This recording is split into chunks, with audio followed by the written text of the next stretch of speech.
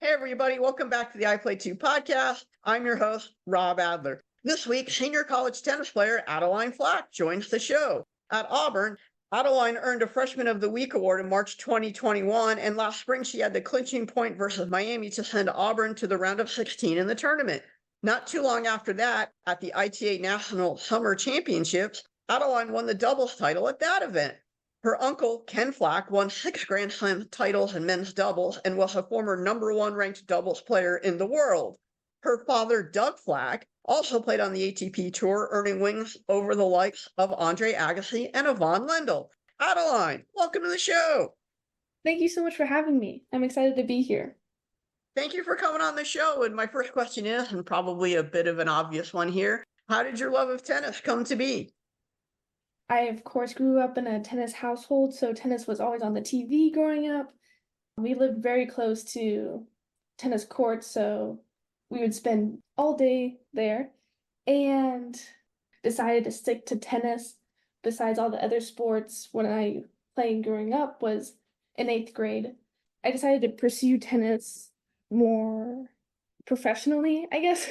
And I did like a half-day program where I could play tennis a lot more and I could travel for tennis and train for tennis more. But my dad never pushed me to play tennis. I played a lot of different sports growing up. I played soccer, I swam, and I played lacrosse through middle school. And then I chose tennis because, I don't know, I think it just was the most natural to me. And I also had my dad there to help me along the way and push me and help me with everything. With playing all the other sports, how did some of those skills translate to playing tennis?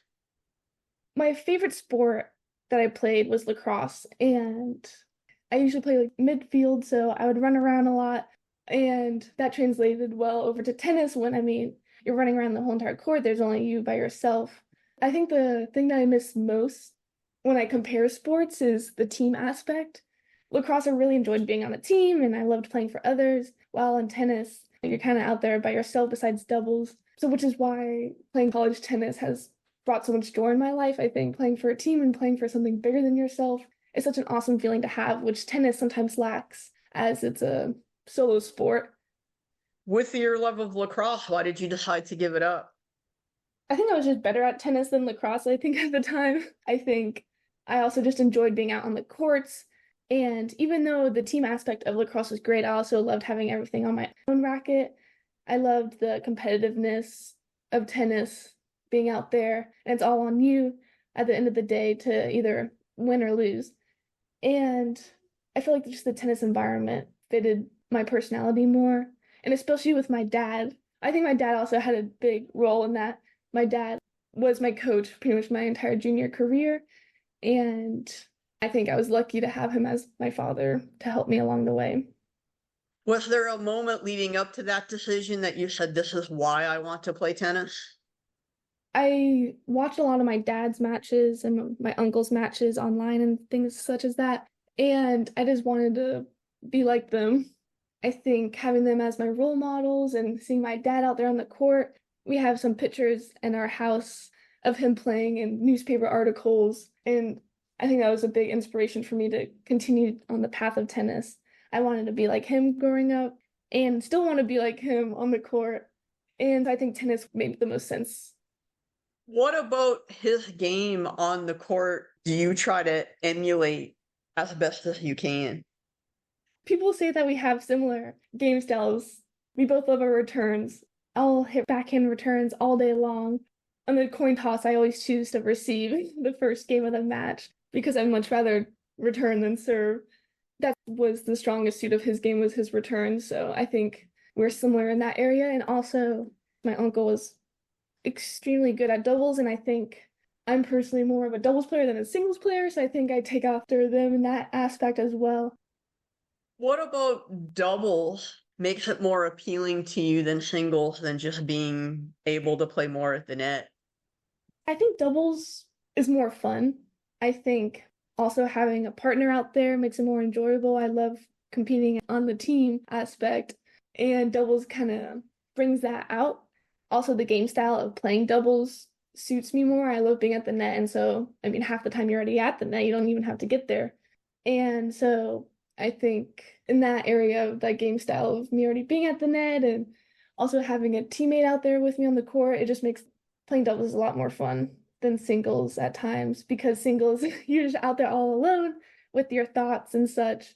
And in doubles, you have a partner there to always encourage you and help you, which is why I like it more too. With doubles, communication is very important. And for anyone who watches tennis, they will see hand signals and stuff like that. But how do you go about working out a communication system with each partner you play with?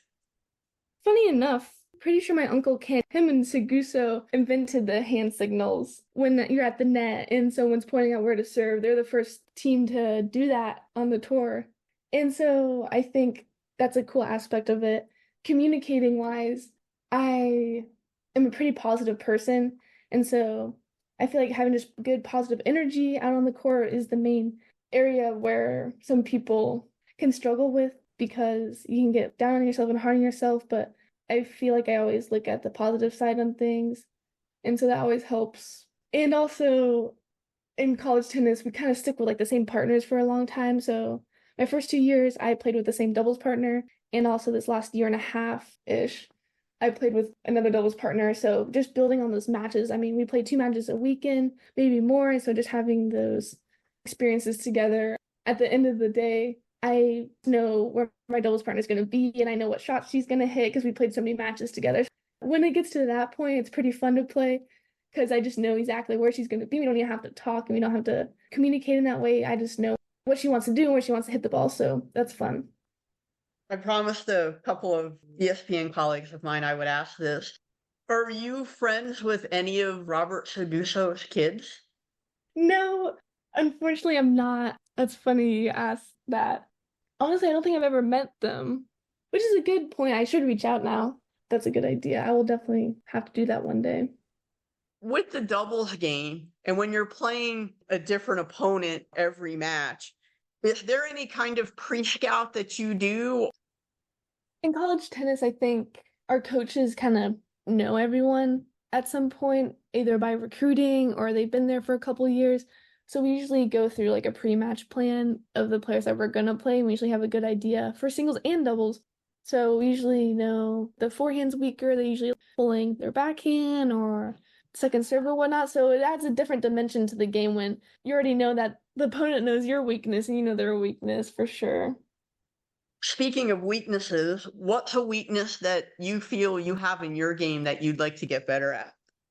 A weakness that I have in my game, which hopefully no one is listening to this right now that will play me, but is definitely my forehand side. I struggle sometimes on my forehand. So each day I try to work on my forehand to make it a little bit better.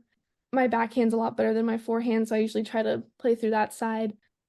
It's interesting now because when I played, the forehand was more of the dominant stroke than the backhand. And I would say now that's kind of reversed for most players. Yeah, I think especially for the women's side, girls' forehands are usually weaker. I'm not sure why or how that happened. I was just joking about this the other day with my coach. I was going to switch to a two-hand forehand last week because I just love my backhand so much. So I'm not sure why people don't do that more often. Just why can't I just have two backhands? And so maybe after my collegiate career, I might try tricking around with that, having two backhands. It just seems a lot easier. You go watch some video of Monica Seles. Yeah, I know. I could take some notes of that. Why do you think a two-handed forehand might be better for you?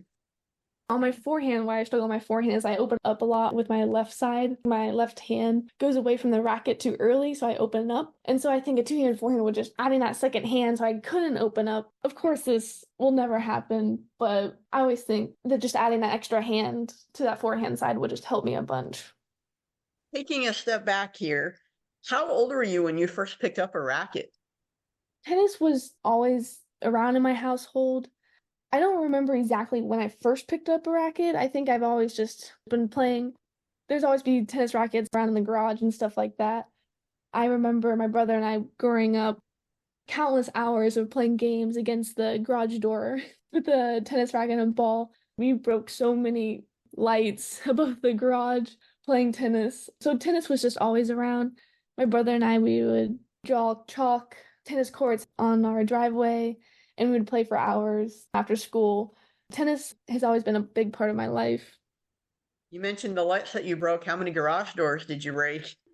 Well, thankfully, we were mainly playing with foam tennis balls, so not too much damage to the garage door was done, but a lot of broken lights were definitely had. Aside from your dad and your uncle, who were some of the tennis idols you had?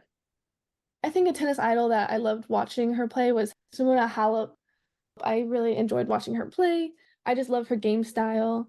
And I mean, of course, Novak. My dad and I would always watch him play on the tennis channel and watch all his matches. The way he plays tennis is insane. I wish I could play like that. Just the way he moves on court. I think that's the biggest takeaway when I watch tennis is just how they move on court. I mean, Halep and Djokovic, just their aggressive movement and just how athletic they are. Pro tennis players, I mean, the way they move is just on another level. It's a lot of fun to watch. And they both have excellent return serve games, which kind of Yes, speaks to one of your strengths too. yes, for sure. What about Halep's game? You talked a little about the movement, but is there anything else about her game that sticks out? I just love watching her compete. She was an amazing competitor, and I love watching her returns in her backhand. So I try to mimic all those things, and luckily got to actually watch her play in person at the French Open 5 years ago, I think. And so just seeing her live in person is so much different than seeing it on TV, just the way that they play and just the aggressive movement. So watching her play in person and just from watching her on TV all those years, it just really made an impact.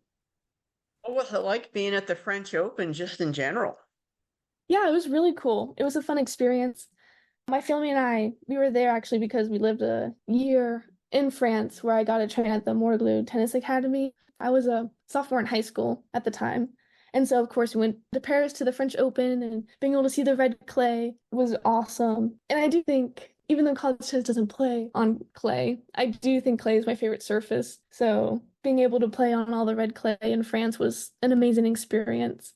Being able to slide around on the court, and I always just felt so much faster on clay, being able to get to a lot more balls and such. It's interesting to hear that you like playing on clay because most volleyers don't. Yeah, I know. I just think it's just different. I think it adds a unique spin to the game. The balls don't bounce right at certain times, just it slows everything down. And also just being able to move well on clay is a big advantage. It's just more fun too. How did your family end up in France for that year? My parents went to Italy for a vacation, I think. And so when they came home, they just really wanted us to move to Europe for a year just for a culture experience, which we're lucky enough to be able to do. So we went there for a year and we got to travel a bunch. I got to play a bunch of ITFs over in Europe, and I got to play with a bunch of different tennis players and see a different environment of tennis because of at the Morley Tennis Academy, there's a lot of pros around, and I got to see what it takes to become a professional tennis player. And it was a unique aspect where there's a bunch of different internationals. So I got to meet a bunch of different types of people. And yeah, I'm very grateful for that experience and being able to broaden my horizon in both tennis and also as a person. You mentioned the academy, and he was also Halep's coach for a while. What about the European academy style is different than, let's say, an American tennis school? Where I trained out of in Atlanta, it was kind of just my neighborhood academy. So it was everyone in my neighborhood that could play tennis at that level. And so moving over to Europe and having a tennis academy surrounded about pro tennis and having a boarding school there. So a bunch of people move across the world to train there. And just that aspect is different. I mean, compared to just kids in my neighborhood versus people who have a huge passion for tennis to move to this academy and play tennis every day. You're sleeping like above the tennis courts. You look out your window and there's all the tennis courts. So you just are breathing tennis. It was more like a pipeline, I guess, for aspiring junior players. While you were there, did it open your eyes at all to maybe about how much harder you would have to work to get to the next level? Oh, for sure. It definitely did open my eyes as there's so many people from across the world that no matter what background, I mean, everyone has that desire and passion. And so tennis is also extremely competitive sport. And so just having all those people there in one area, it just feels different. There's a different tension in the air almost. And everyone wants to be the best at tennis. Away from the court, what was one of the favorite things you got to see and do? I'd say this is kind of tennis related, but one of the coolest things that we got to do was we went to England and we went to Wimbledon and we got a tour around Wimbledon and I got to see my uncle's name on the trophies and his name on the wall from winning his Wimbledon titles. And I think seeing it in person and just seeing his name there just meant a lot to me. I think it inspired me as well. I was like, wow, just knowing that if he can do it, like I can do it too. So I think that was an awesome memory that I got to have was being able to go and see that. You got to go to Wimbledon. I'm jealous. Yes. At the time, actually, it was snowing, which was not how I pictured going to Wimbledon for my first time, as there was snow on the grass courts, but it was still a really cool experience. I never would have thought that, but that would make sense if you're not going there in July. Yeah. There was strawberries and cream. That's like the tournament I want to go to and just never been to. Oh, yes.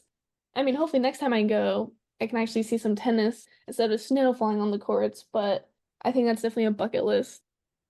Well, hopefully you'll go as a player. That's true, as a player as well. You mentioned your uncle. When he passed away, how much did that hurt?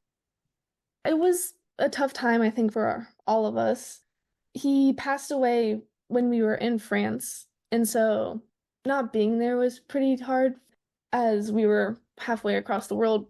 Well, my dad was lucky enough to see him before he passed away, and following after that, I think stepping on the tennis court for a long time, I always thought of him, and it made me feel better having that connection with him of loving tennis because I wasn't as close with him growing up, so being able to share something in common with tennis, it felt like I knew him a lot better. Earlier on, you mentioned your dad was your coach for a lot of your younger days. How were you guys able to split the coach-player relationship from the father-daughter relationship? I never saw them separately. I always just saw my dad as my dad, and then when we're on the tennis court, I saw him as my coach. And it added just a different angle to the coaching side as everything that he says and everything that he showed me and taught me, I just full-heartedly just like threw myself at. I just believed in everything that he said, and being able to have that trust and bond is unique, and I'm lucky to have been able to experience that. And luckily enough, got to be our volunteer assistant coach at Auburn for a semester, as our assistant coach at the time was pregnant. She was unable to travel with us, so he took up the mantle of being our volunteer coach in season two. So being able to have him in college and having him on my court while I'm playing college tennis matches was an amazing experience, I think, for both of us. I don't think we ever thought that that would ever happen in a million years. I'm just so lucky to have experienced that. And we never really butted heads.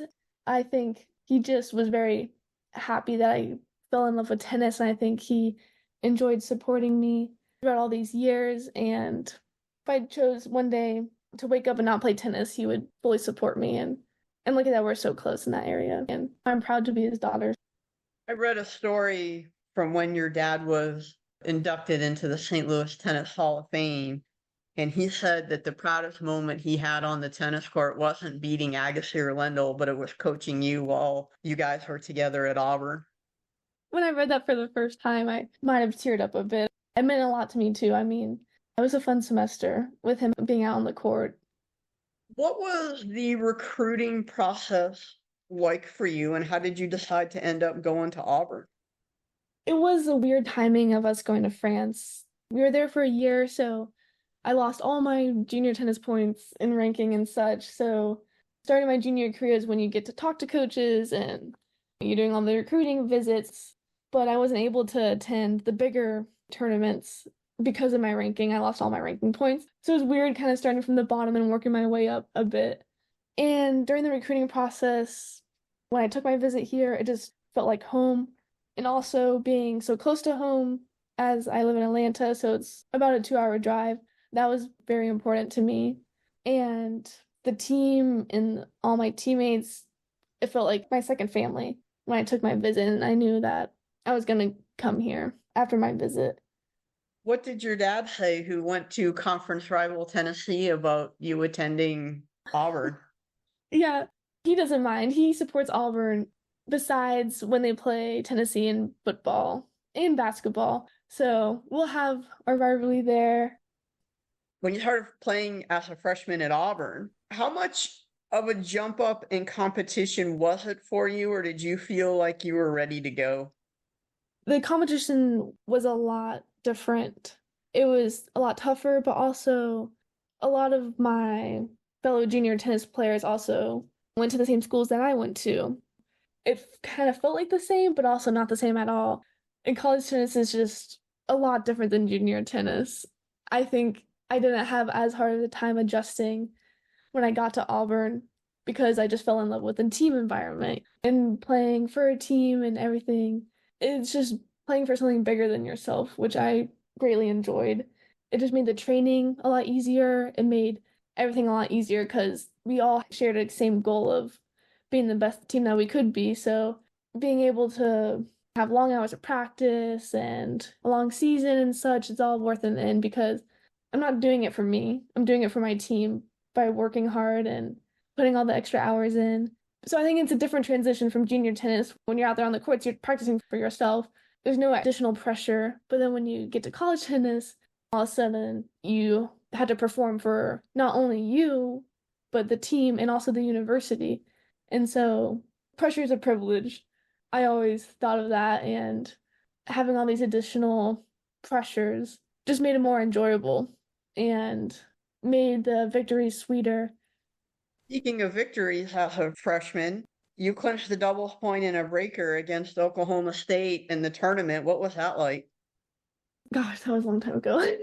Funny enough, in that match, even though we did clinch the doubles point, I unfortunately double faulted a whole game away because I was so nervous. I don't think I ever did that in junior tennis, but I did it on one of the biggest stages, first round NCAAs. And somehow we still won that set. So thank goodness that I didn't lose that set for us in the doubles point. So that was a lot of fun being able to win that match for the team. So a little backstory. Right before that, like maybe like a month, one of my teammates who was playing one doubles got injured. So then my doubles partner, Georgie, and I, we moved up to one doubles. So that was huge, different type of pressure playing one. And when we got to the NCAA tournament, there's even more pressure and more expectations, which also made winning that doubles point a lot sweeter. In your career, whether it be in the NCAA tournament or could be a regular conference opponent, what's been your favorite match and favorite win?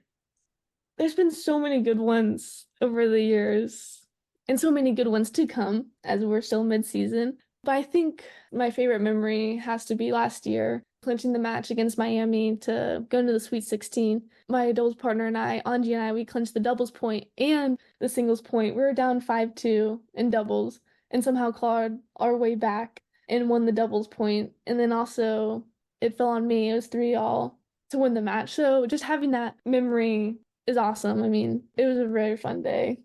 You didn't get a Gatorade bath, did you? No, I didn't. Your teammates got to work on that next time. Yeah, that would be a lot of fun just to have one ready for the clinching match. Running out on the court is also so much fun. I enjoy watching my teammates play and having that 3-all moment and being able to sprint out court when your teammate clinches it or you clinch it and being able to see everyone smiling and running to you. It's the best feeling in the world. For people who don't follow college tennis as much, could you talk a little bit about what the ITA is? Because that kind of runs tennis more than the NCAA does for a lot of the year. Honestly, I don't know for sure either. It is a little confusing. There is the ITA National Indoor Championship, which we get to play in the February. I guess technically not NCAA championship, but it also counts as a championship. And so I think that gets a little confusing at times, having two different types of championships. One's indoors, one's outdoors. I think that's the main difference. You mentioned indoor to outdoor. Because it's such a quick turnaround in the season, how do you make the adjustment from one to the other?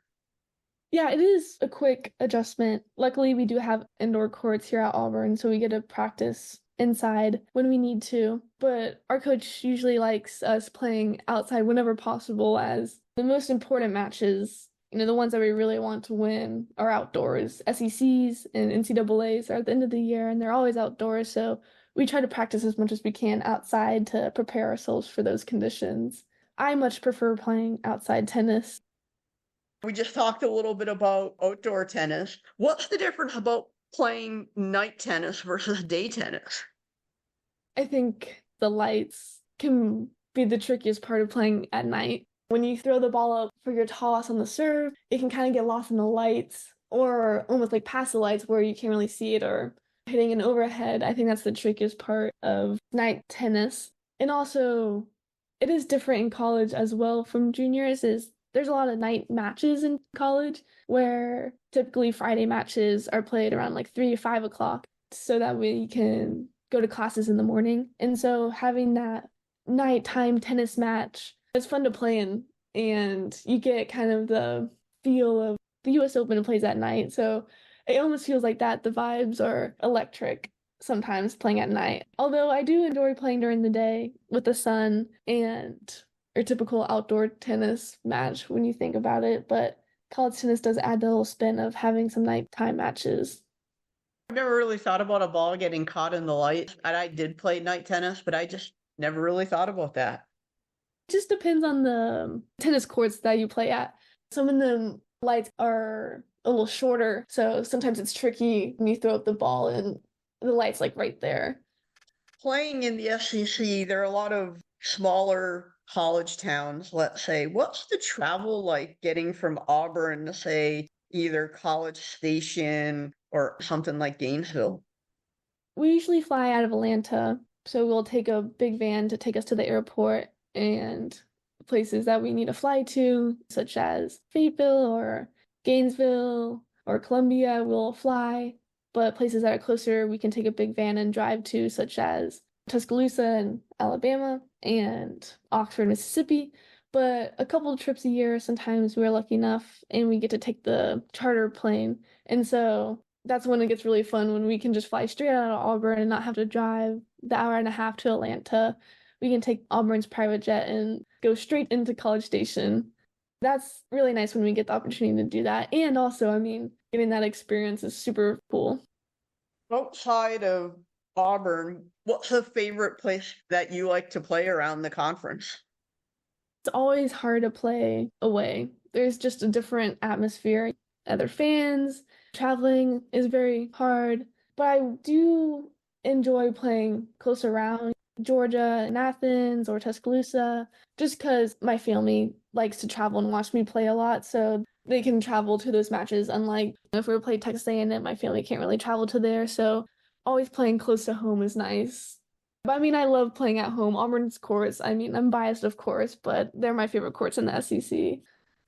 Being that you're a senior, where do you see yourself in the next couple of years? Is it playing pro tennis? Is it coaching? Is it something not having to do with tennis at all? After graduating, I don't think I can ever see myself putting down a tennis racket. It's been a part of me for such a long time. I do want to keep playing, but also I am very interested in my academics and such, so I'm also applying to some graduate school to continue my education. But I was just joking with my dad the other day about this, how we should both get into college coaching. I'm not sure why, but he's never coached anyone besides me. But I was saying to him, we can do a father and daughter duo team, which I would enjoy. I can see myself being coach in the future. So I'm going to try to tag him along, try to get him into it as well. But tennis will always be a part of my life in some shape or form. You mentioned academics were a big part of your life, and you've made SEC academic honor roll a couple of times. How important were academics in terms of being stressed growing up? I think my parents always placed a big value on academics and having good grades and having all areas in your life being at the highest standard. If you're going to hold yourself to the highest standard on the tennis court, then you need to hold yourself to the highest standard in the classroom and in your personal life and relationships and everything. You can't have one area of your life faltering. It'll affect everything else. And so I kind of just had that mindset with everything. Academics at times aren't as fun as playing tennis, but they need to be done. And also, I enjoy learning. I'm majoring in environmental science, and so I do have a side passion for the environment and particularly in marine life. And so that's what I'm kind of looking into my grad school is to do something in marine science and environmental science. What sparks your interest in marine life and marine science?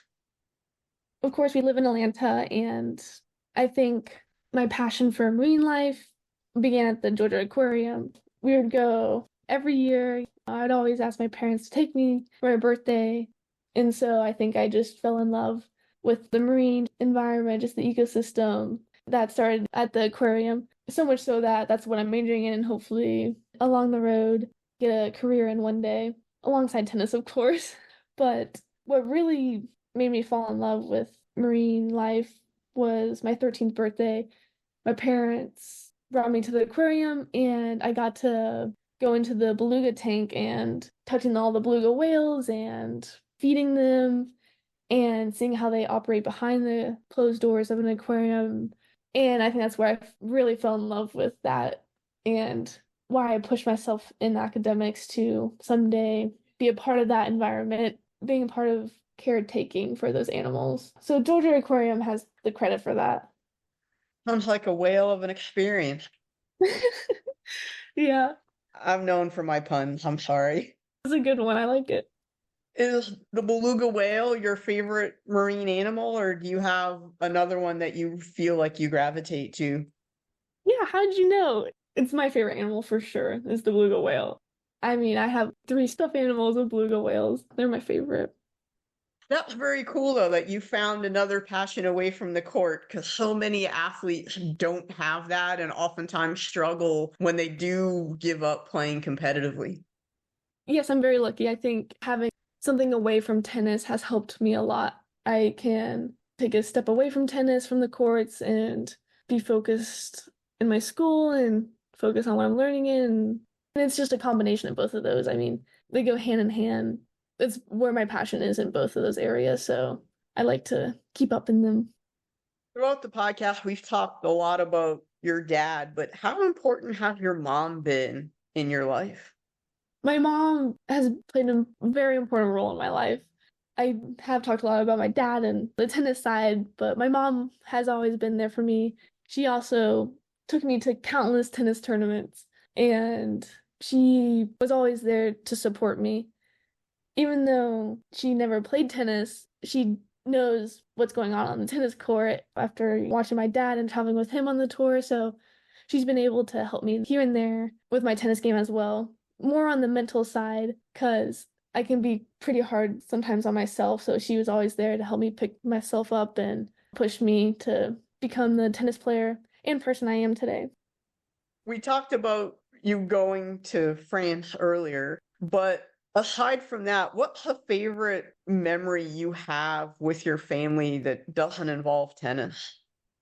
I think one of my favorite memories with my family is our yearly trip to Hilton Head Island in South Carolina. We're all very close. My brother and I are extremely close, and our yearly trip to Hilton Head, where we got to bike on the beach and then go back to our little condo. And I remember us just staying up late playing board games, and those were definitely my fondest memories of my childhood, is being able to hang out on the beach with my family.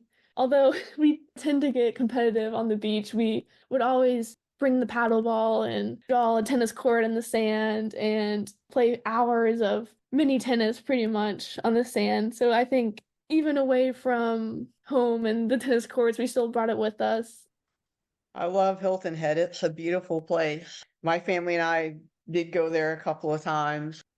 It is very nice. It's very pretty. And also, I enjoyed looking at all the horseshoe crabs. My mom loves marine life. I think she also gave me the passion for taking care of others and looking after marine life and the passion of the ocean, because that's also what she loves. So being able to go to Hilton Head, we would spend so much time looking at all the little sea creatures and little creeks and exploring the beaches. You mentioned that You and your family play board games. What's the favorite board game to play? Definitely Sorry. We get into Sorry big time. It does get competitive, a lot of trash talking going on, but definitely Sorry is my favorite board game and my family's favorite board game.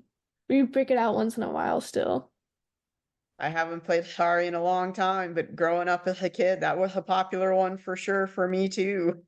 Yeah, if you haven't played it, it's the best board game for sure. Hey, now you've piqued my curiosity. Now I'm gonna have to ask my dad if he still has our old Sorry game.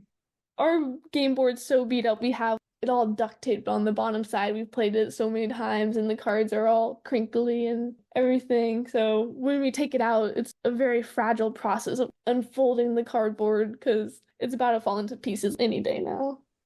I could say you'd buy a new one, but part of the fun is actually taking it out. Yes, being able to see how worn and used the board is, it's a family memento now. When you get a chance, is there any TV that you like to binge watch? So currently, I'm binge watching the Formula One series, Drive to Survive. My family and I, we all watched that, and then now we're all hooked in the Formula One world, watching every race every single weekend. It's something different. None of us have really experienced sport racing. And so being introduced into that world from Netflix is really just so different. It's awesome. See, I never understood people who watched cars race around in a circle, but now I do. It's a lot of fun to watch the races. So do you get up now at 5 o'clock in the morning to watch the training runs? I'm not that devoted yet. I'll watch the highlights later on in the day. You'll get there. Yeah, I'm sure.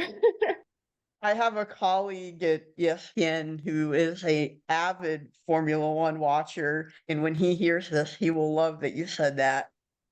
I definitely recommend it to everyone who listens. The world of Formula One is crazy. It's a lot of fun. I have to admit, I didn't have F1 on my preparation bingo card for this. Yeah. For Christmas, I got a lot of Formula One stuff, like a McLaren sweatshirt, so now I can rep it wherever I go. You have a favorite racer, or are you just happy to watch when you can watch? Of course, I love watching Lewis Hamilton. I think he's probably my favorite racer. I really enjoy Carlos Sainz too, from Ferrari, two iconic teams. I have to be honest, my Formula One knowledge, other than Lewis Hamilton and Michael Schumacher from another generation, isn't nearly as good as it should be. Yeah, well, after this, maybe you can watch the Netflix series.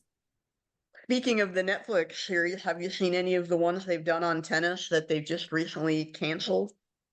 Yes, I have. I'm saddened to hear that they canceled after 2 seasons, but Breakpoint, it's really cool to watch. It's fun to get glimpses into athletes' lives behind the scenes. I think they did a good job with it.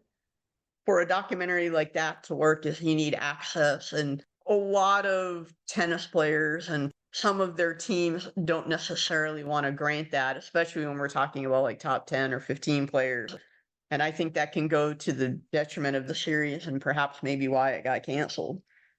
Yeah, that makes sense. It's pretty personal. And also, the tennis season's a lot longer than other sports. It's the whole entire year practically.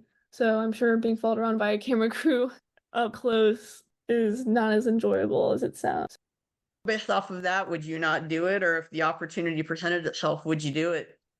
What they should do is a Netflix series on college tennis. Now that would be fun to watch. I would for sure do that. Pitch it to me. Why should college tennis have a documentary on Netflix? I think it would make a great Netflix series. There's so much drama between teams and players. You can fall in love with a team and also with the whole recruiting process. You get new players all the time. I think it would be really cool if Netflix followed around maybe even just one team throughout the entire season. I think not so many people understand college tennis and how it works, and it would get a glimpse into college tennis. And that's a good idea. I think we should send an email to Netflix now after this podcast. I think you might want to run this by your AD first. Yeah. Maybe NIL. I'm not sure even if it's allowed, but with a docu-series, it's either all or nothing. You have to go 100% and get the full story, or it doesn't turn out as well. in the Formula One series for the first season, I think half the teams said no. And in season 2, everyone saw how popular and everything the show was, and so they all agreed to take part in the Netflix series. Adeline, I want to thank you so much for coming on the I Play 2 podcast today, talking about tennis, being a part of a team, your trip to France and going to the French Open and going to Wimbledon and seeing your uncle immortalized forever. Also, good luck to you the rest of the season and best of luck on and off the tennis court. Thanks again. Thank you so much for having me. I really appreciate it. And War Eagle.